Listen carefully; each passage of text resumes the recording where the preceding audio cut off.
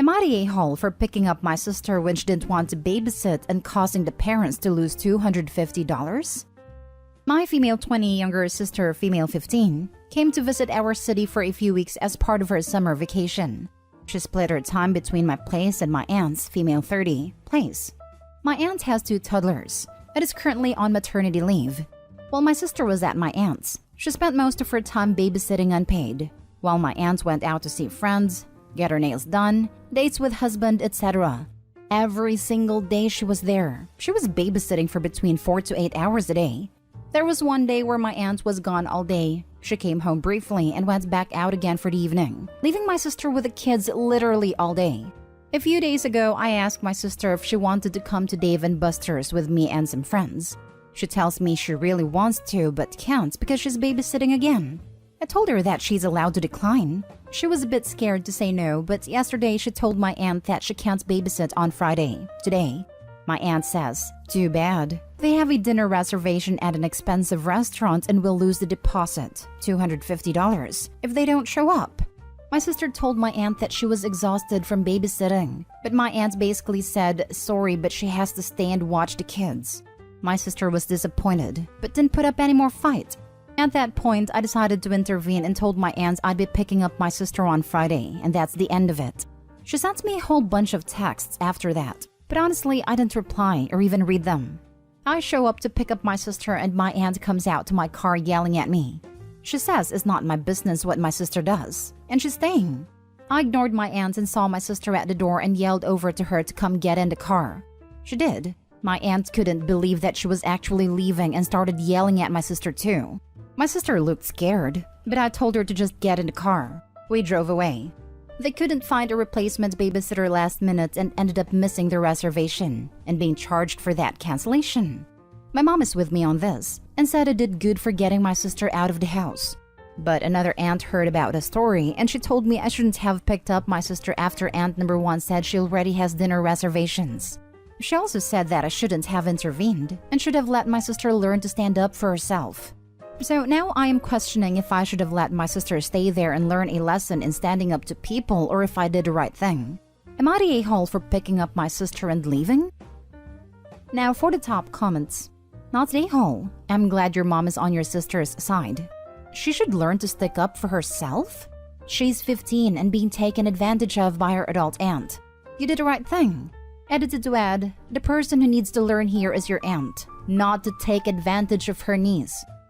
The mom could also file against the aunt for not paying the little sister for performing childcare. Do they realize that? Not the a-hole, and thank you for doing that. Your sister is not free babysitting and not at the whim of your aunt.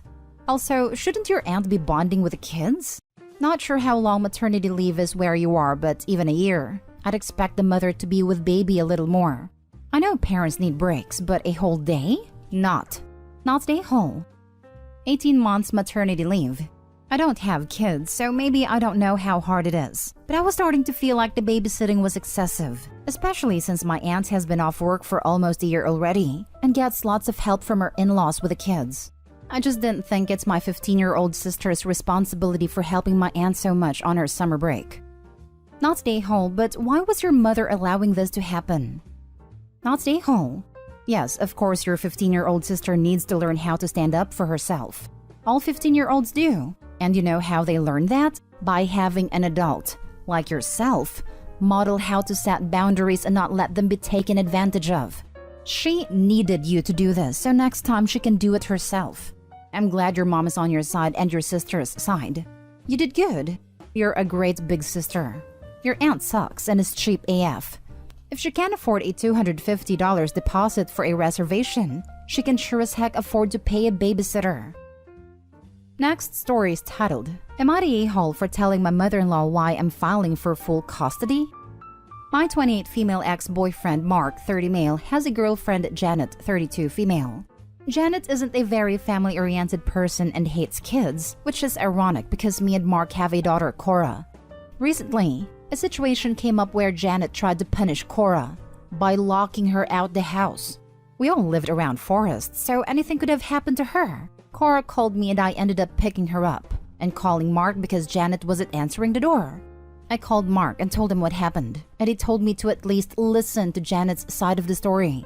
I told him I didn't care about her side because there's no behavior that could allow an adult to lock a 12-year-old out the house. It's honestly appalling to me. I ended finding out the full story and my mind still didn't change about how I felt. I talked to my daughter about how she would feel if I were to file for full custody, and she said she didn't care as long as she wasn't around Janet. I told Mark that I was filing for full, and he told his mom and she started texting me on Facebook super angry. Apparently, Mark and Janet told a different story than what actually happened and excluded the locking out the house part to make me and Cora look bad. So I ended up telling Mark's mom, and she apologized. And from what I was told, she told Mark that he was a horrible father and wouldn't talk to him if he decided to continue the relationship between him and Janet. Mark is now saying that I'm a bad person and a bad mom.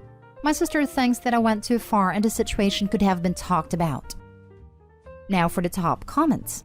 Not the whole. She locked your child out of the house. That is not appropriate at all, but especially not as a punishment. Janet did something that endangered your child, and she knew it was unreasonable, which is why she and Mark are lying to everyone. Good for you for protecting your kid, and your daughter's grandmother is a good one.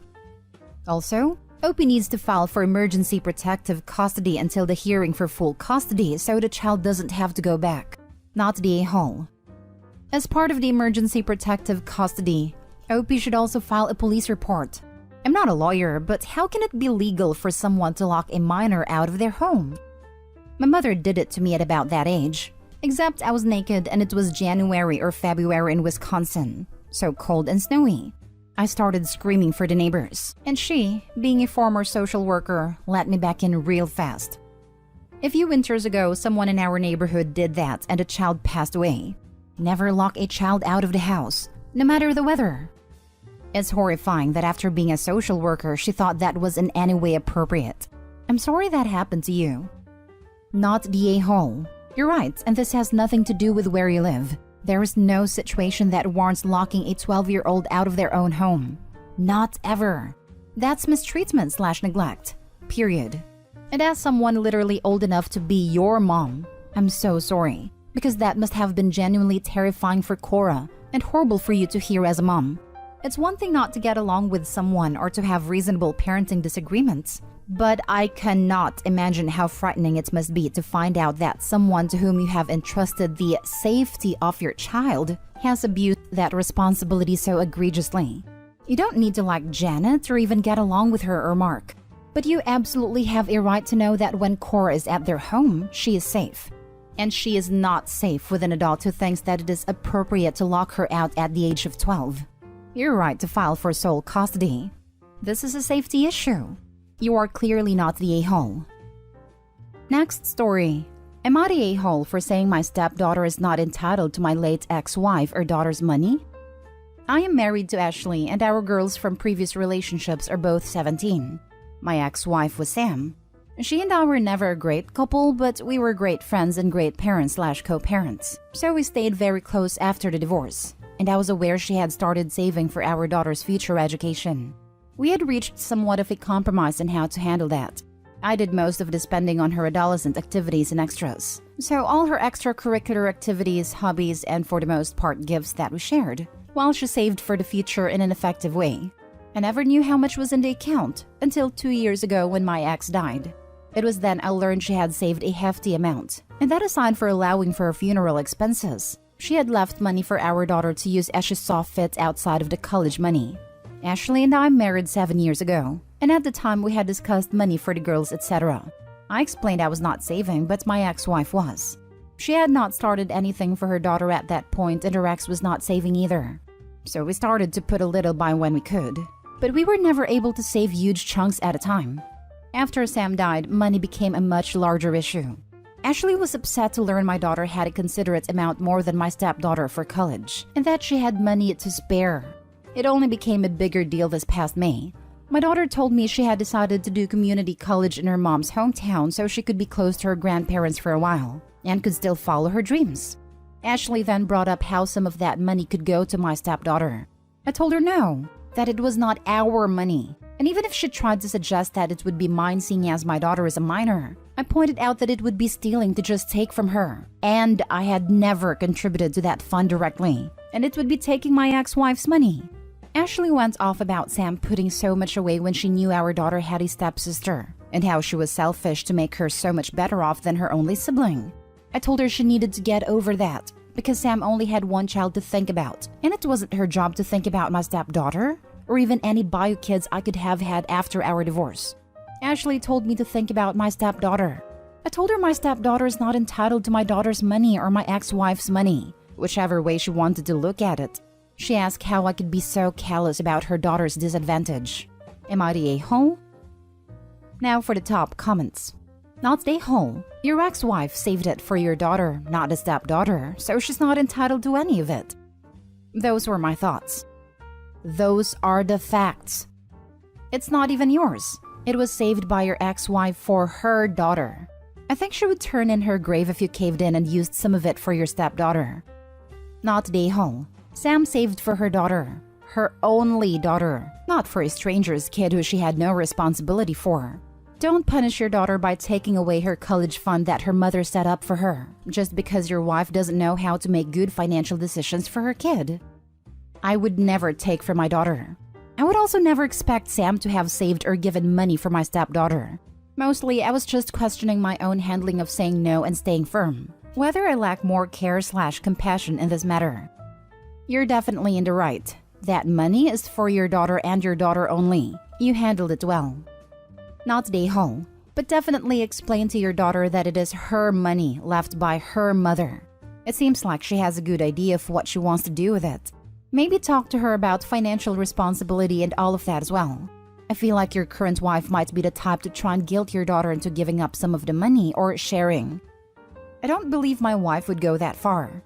I do believe this might not be over with her and me, but it will change our marriage incredibly if she continues to push for this. My daughter wouldn't share with her stepsister. Neither would my stepdaughter. The girls are not close and don't have a sisterly relationship. It's fine, but they are not each other's biggest fans. I also have the kind of relationship with my daughter where she would tell me if someone was pressuring her. Still, have the conversation so she's forewarned. Look at it this way. Did you expect your wife to pressure you as she has over all of this? Now for the last story. Am I the a-hole for taking my daughter and son away for the weekend without my stepkids? I have 4 children. 2 bio children who are 17 and 15 and 2 stepchildren who are 12 and 11. I was a widower when I met my current wife 7 years ago. My first wife had passed 3 years before meeting my current wife, and she was a single mom whose ex was not in the kids' lives at all. So they came to see me as dad, and I love them.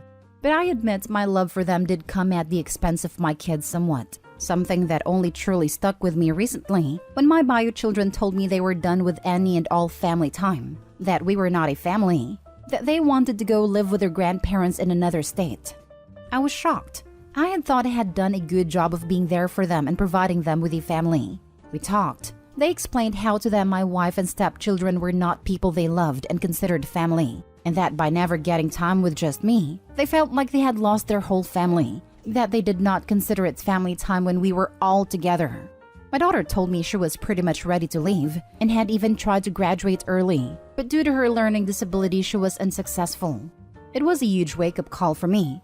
I had sat and discussed what was going on with my wife, and I told her I wanted to take my son and daughter away for the weekend, just the 3 of us. It wasn't until I got back that my wife told me my stepchildren had told her they were very upset, and she decided it was unfair that I left them behind and made them feel like they were less my kids. They never said anything to me before when I spoke to them, but when I got back they told me they felt it was unfair and that I should be their real dad too. I explained we could do something just the 3 of us, but that my son and daughter needed some time with just me. I am making much more of an effort to make my bio kids feel like they have not lost me and that they can be honest and open with me. My wife wanted to do something with my bios while I spent time with my stepkids since we got back. My bio kids weren't interested, which turned into my wife being very upset and telling me again that I did a wrong thing taking my bios for the weekend but not my stepchildren. She said I showed my kids that she and my stepkids, are not family. I told her I could not change their feelings after the damage I did, but that maybe in time if they feel like they haven't lost me, they could have a better relationship with them as well. But I told her firmly I did what I needed to do for my relationship with my older two children. She said it should never come at the expense of the younger kids. Am I the a-hole? Not the a-hole, but your wife certainly is. It seems to me that while you were gone over the weekend with your kids, she stirred a pot with her kids, and that is why they're now saying what they're saying. You absolutely did the right thing, OP. Because if not, once they were able to leave, they would and go no contact with you.